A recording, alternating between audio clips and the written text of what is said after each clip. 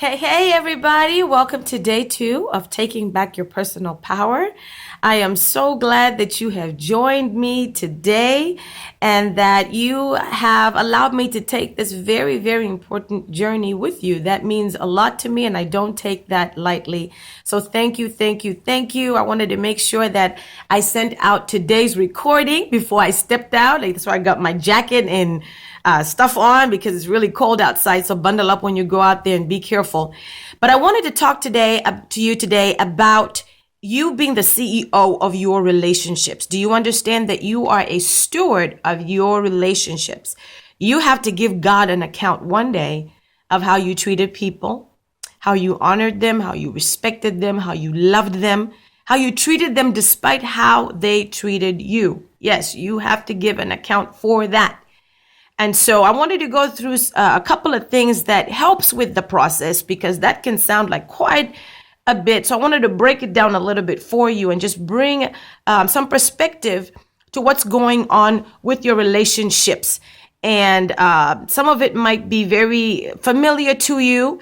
And I thank God for that because it means that you're just on the right path. And then for those of this is all very new to you, that, I thank God for that too, because you're tuning in and you're listening in and you're getting very good information that's going to help you with your relationship. So the very first thing, like I said, you are the CEO of your life. You are the one that's in charge of your relationships. And what do I mean by that? Every CEO of a company and organization has certain people around them. They, very intentionally place people around them. They don't just have people around them that are like them. They have people who challenge them, people who are task-oriented, people who are people-oriented, people who are their cheerleaders, people who are not afraid to tell them the truth and tell them like it is, tell them the hard things. Okay, and so the same thing with you. I want you to take a look at your relationships, and maybe you might just have this in like 2 or 3 people around you, but know that every person in your life, especially those in your inner circle, they should be the kind of people that are kind of like your dream team. That they help you go forward. They help you, be a better you. They believe in you even when you don't believe in yourself. And each one of them come with different talents and giftings. They might not necessarily all be in the same place at the same time, but they do add a certain flavor to your life that is absolutely needed. So take a look at those around you. Are they a part of your dream team? Are they people that are going to push you, people that are going to celebrate you, people that are going to focus on certain details that you have to work on? Okay.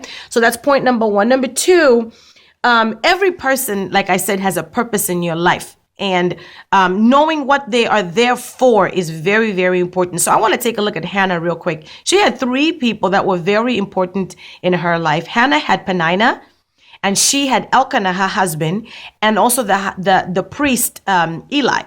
Peninnah was the other wife, her husband's other wife, and she picked on Hannah. Read the account in 1 Samuel in the Bible, and made her life miserable. But guess what? Peninnah, even as evil as she was very, very, very key and instrumental in the birth of Samuel. Because Peninnah provoked Hannah to tears so much that Hannah had to go to the place where she told God, okay, I am so sick and tired of what is going on. If you give me a son, I will give him back to you. Come on, there's some prayers that are inside of us, some vows that are inside of us that we would dare never utter if we never had Peninnahs in our life who push us to the limit. Yes, that very one that is so difficult to handle has been set and put in your life to bring out the prayer, the vow that God predestined for you to have. So don't despise your Peninnah. She is important. She is very important to you. Also your Elkanah. Sometimes you're going to have people who are very close to you and just don't get it. They just don't get it. Love them anyways. Sometimes some people are right next to us. He was right there with Hannah because he had children. He couldn't understand her pain and he would like, what's wrong? Am I not enough for you? Elkanah, you're saying that because you have children. And so she had a deep hurt. And I want to say this, give some people some grace that they don't understand everything about you. They won't get everything about you. That place really is reserved for God. And I'm going to be getting to that. I'm going ahead of myself. They are just some people, as much as they love you, they are not your maker. So they're not going to understand everything about you. The third thing is, she had an Eli. The Eli was the person who may have misunderstood her, but they had the key. They had the key to what she wanted. Sometimes the people who have the key to where we need to go might not come in the form of what we are expecting. Maybe we're expecting somebody else. God will send an Eli, maybe who misunderstands you. But Eli is the one who says, listen, go in peace. God will give you the very thing that you are desiring. Okay. So then the third thing is, don't put pressure on certain types of relationships. It's very, very important that you understand who's in your life. Listen, as being a CEO, you have to, be paying attention to your relationships, be paying attention to your friends and the people around you. There's some people in your life that, just make you laugh. Don't put pressure on them to be the one that you want to have a serious, deep relationship with or conversation with. Because they might not be there in your life for that. Maybe they're just sent in your life to make you laugh. Okay.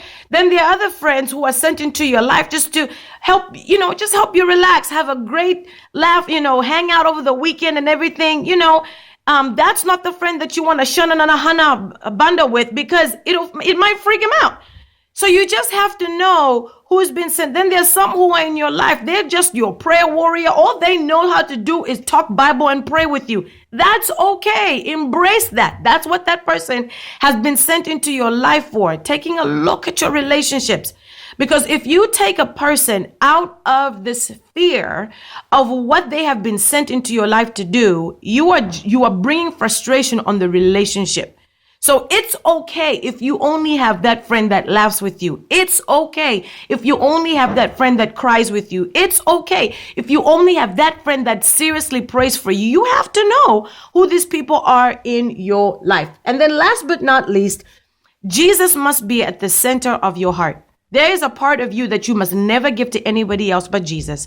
Why? Because as wonderful as people can be, people will let you down.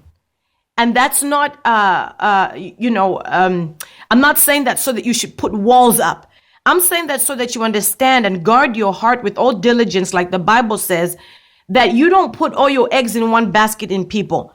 I love my husband dearly, but there is a part that I have reserved just for Jesus that he does not have. I love my family dearly, but there's a part for Jesus I have reserved that they don't have.